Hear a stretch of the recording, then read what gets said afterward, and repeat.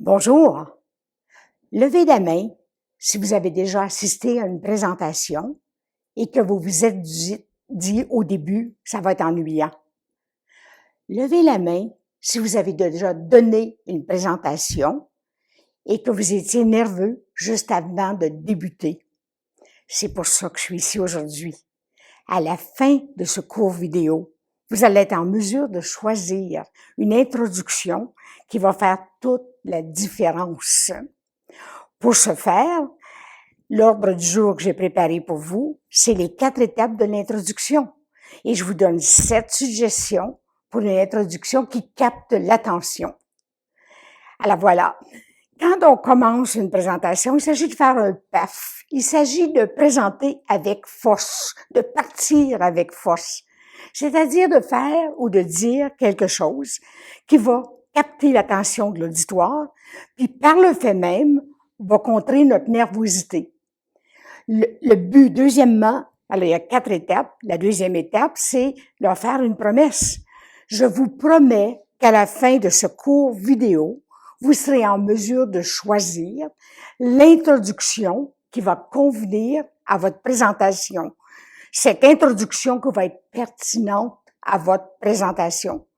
Troisièmement, voici l'ordre du jour. Voici ce que j'ai à vous présenter. Et quatrièmement, qui suis-je? Alors, c'est jamais de débuter une présentation, de dire bonjour, mesdames et messieurs. Je suis très contente d'être ici aujourd'hui. Et puis, je vous remercie de m'avoir invité. Je m'appelle, on attend au 4e point. On attend d'avoir débuté avec un PAF, d'avoir donné une promesse, un ordre du jour, puis de s'être présenté. Alors voilà. Des suggestions. Alors, un PAF, partir avec force. Des suggestions. Je vous donne plusieurs suggestions qui sont bien sûr pas pertinentes à vos sujets. Alors, il va falloir de réfléchir et de voir comment vous pouvez le rendre pertinent. Alors, un jour, je vous donne des exemples de conférenciers que j'ai déjà entendus. Ça fait tellement d'années que je forme des conférenciers, que j'anime des sessions de formation en présentation, puis je travaille avec les formateurs, que j'en ai entendu plusieurs. Alors, je vous donne cet exemple-ci. C'est un psychiatre qui était invité pour parler à un groupe de médecins de famille et il parlait de violence en milieu familial. Alors, il a commencé comme ça. L'autre soir, il était 7 heures du soir, puis j'étais tellement fatiguée. J'avais tellement hâte de rentrer à la maison pour prendre un bon souper. Tout à coup, mon infirmière s'est présentée, mais m'a dit, docteur, vous pouvez pas partir. Il y a une de vos patientes qui vous attend dans la salle d'attente. Il faut absolument qu'elle vous voie. Regardez. Elle a entrouvert la porte et j'ai vu que cette dame-là avait des yeux au beurre noir, elle était très amochée, elle était en mauvais état. Je lui ai dit, venez-vous-en, mesdames et messieurs, qu'est-ce qui vous arrive? Elle s'est assise devant moi, puis elle m'a dit, docteur, il faut que vous m'aidiez. C'est mon mari qui m'a fait ça. À la fin de cette présentation, docteur, vous allez être en mesure d'identifier les 4 questions les plus importantes à demander à votre patient pour voir s'il n'y a pas un problème de violence en milieu familial. Pour ce faire, je vous parlerai de et de. Je m'appelle docteur Untel, je pratique à tel hôpital, voici. Alors, vous établissez votre crédibilité et c'est très important. Alors, c'est un exemple. Si vous décidez de raconter une histoire, de raconter un incident, une anecdote, écrivez-le.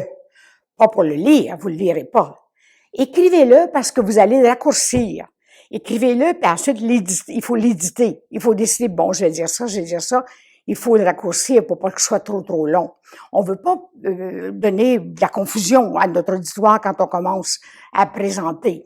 Alors, vous écrivez et puis vous le laissez de côté. Ensuite, vous l'apprenez par cœur, c'est bien sûr. Et ensuite, vous dites les 3 autres étapes de l'introduction. Une autre idée, une citation. C'est merveilleux, les citations. Il y a toutes sortes de citations, puis il y en a tellement qu'on peut trouver qui vont bien avec le sujet qu'on va présenter. Par exemple, si je vous disais, si vous voulez que je vous donne une longue présentation, je vais le faire maintenant. Si vous voulez que je vous en prépare une plus courte, que je vous en donne une plus courte, donnez-moi 2 semaines pour me préparer. Winston Churchill. Alors, c'est pour ça que je suis ici aujourd'hui, pour vous aider à faire des présentations qui sont plus succinctes. Alors, quand on utilise la citation frappante, il faut vraiment faire un pont. D'ailleurs, avec l'incident, c'est la même chose. On fait toujours le pont avec ce qu'on leur promet. Alors, une autre idée. Statistique percutante. Alors, un jour, j'ai entendu un médecin qui parlait de migraine. Alors, il a dit, il y a 38% des Canadiens qui souffrent de migraine. Combien d'entre vous êtes déjà allés au Centre Bell à Montréal? Levez la main, s'il vous plaît. Imaginez-vous, mesdames et messieurs, que pour mettre tous les Canadiens dans le Centre Bell, côte à côte, là, il nous en faudrait 210 Centre Bell. Ce qu'il a fait, c'est sa statistique. Il voulait qu'on s'en rappelle, qu'il y avait un très grand nombre de Canadiens qui souffraient de migraine. Alors, ce qu'il a voulu faire, c'est la rendre visuelle. C'est une idée. Si vous avez une statistique qui est importante, c'est une idée, on peut utiliser ça. Un argument provoquant. Alors, j'ai déjà entendu une autre présentation d'un médecin encore qui a dit, et puis, en tout cas, moi, je ne pourrais pas faire des arguments provoquants, ça va pas avec ma personnalité, mais il y en a que ça va très bien, puis qui font ça très, très bien, comme cet exemple que je vais vous donner. Il parlait d'Alzheimer. Il avait été invité pour parler d'Alzheimer. Il a commencé par dire, mesdames et messieurs, vous pensez pas qu'on devrait arrêter de dépenser de l'argent puis de dépenser de l'énergie pour ces gens-là qui souffrent d'Alzheimer? Vous pensez pas qu'on devrait les parquer dans un building quelque part puis les laisser dans leur monde? Imaginez-vous les gens dans la salle, tout le monde se regardait, hein? Mais tout à coup, il a dit, à moins que vous soyez comme moi, et que ça vous tienne tellement à cœur, ces gens-là, ces patients-là, puis que vous vouliez les aider. C'est pour ça que je suis ici aujourd'hui. À la suite de ma présentation, vous serez en mesure de... Alors, le deuxième point, troisième point, quatrième point, l'ordre du jour et qui je suis. Alors, c'est une autre idée. Cinquièmement, une réponse à main levée. Alors, une question à me lever, c'est ce que j'ai fait au début de mon cours vidéo, c'est ce que j'avais choisi, c'est très facile, hein. Maintenant, il faut savoir comment le faire. Il faut qu'elle soit ouverte. Par exemple, si je demande à quelqu'un, combien d'entre vous trouvez ça difficile de diagnostiquer la dépression? Alors, il n'y a rien qui va se passer si je fais ça comme ça. C'est important de dire combien d'entre vous et d'avancer, trouvez ça difficile et de lever la main. Si vous levez la main, les gens vont la lever aussi. Alors, une question, mais ne dites jamais « Trouvez-vous ça difficile de diagnostiquer la dépression? » Parce que ce que vous allez avoir comme réponse, ça va être « Oui, non. » Mais si vous dites « Combien d'entre vous trouvez ça difficile? » Là, vous allez avoir un entraînement, vous allez avoir des gens qui vont participer dès le début.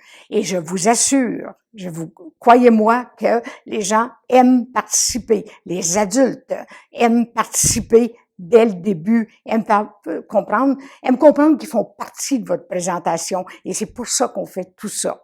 Alors, sixièmement, recourir à l'humour. Vous savez, ça convient pas à tout le monde, l'humour. Mais quand ça nous convient, puis quand on peut l'utiliser, il faut que ce soit pertinent.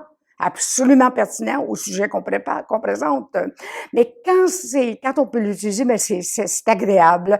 Ça rend le conférencier un peu plus humain et ça donne le ton à votre présentation. Un jour, j'ai entendu un conférencier dire, si je comprends bien, là, aujourd'hui, mon travail, c'est de vous parler. Puis le vôtre, c'est de m'écouter. Si vous finissez votre travail avant le mien, voulez-vous, s'il vous plaît, me le dire? Je trouve ça bien drôle, je trouve ça bien agréable, et c'était une façon de commencer. Je suis certaine que vous en avez d'autres qui sont très, très bien aussi. Alors, le dernier, c'est utiliser un outil visuel. J'adore ça, les outils visuels. J'en utilise souvent lors de mes ateliers. Alors, par exemple, un jour, ma collègue et moi, on avait à faire une présentation au sujet du changement. Puis on s'est dit, qu'est-ce qu'on pourrait faire? Qu'est-ce qu'on pourrait faire pour utiliser? Qu'est-ce qu'on pourrait utiliser? Quelle sorte de PAF qu'on va utiliser? Alors, on a décidé d'acheter cette carte-là. Une carte musicale qu'on a fait jouer comme ça. Bonne fête à vous. On leur a remis la carte. Puis on a dit, avez-vous réalisé qu'en 1968, la Ville de Montréal a acheté un gros ordinateur qui a pris tout un étage d'un immense building à Montréal. L'ordinateur, à ce moment-là, a coûté 1 million de dollars. Ma carte que je viens d'acheter n'a pas coûté 3 dollars, elle a tellement plus de mémoire que l'ordinateur avait à ce moment-là. J'aurais pu utiliser une clé USB aussi qui a beaucoup plus de mémoire, toutes sortes de choses, mais c'est un exemple de dire il faut se présenter, préparer pour le changement parce que il y en aura toujours, puis il y en a, ça vient très très vite. Alors ce sont des façons. Je termine avec une autre que j'avais pas préparée ici sur la diapo, une analogie. Une analogie, par exemple, l'exemple que je vous donne, c'est, vous savez, préparer une présentation sans penser à son auditoire, c'est un peu comme écrire une lettre d'amour et l'adresser à qui de droit.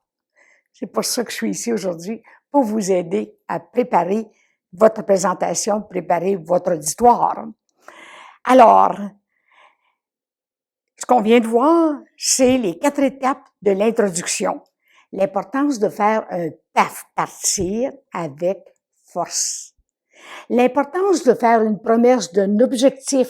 Mais attention, un adulte aime entendre un verbe d'action. Si je vous dis, vous saurez comment faire une introduction, vous allez trouver ça beaucoup moins intéressant que vous saurez comment choisir ou quoi choisir pour votre prochaine présentation. Le mot choisir, c'est un verbe d'action et c'est ce que les adultes aiment entendre.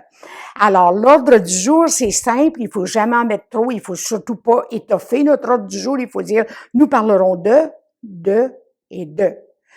On se présente, on dit qui on établit notre crédibilité en disant seulement ce qu'il y a à dire au sujet de notre expérience, au sujet de ce qui va aller avec la présentation.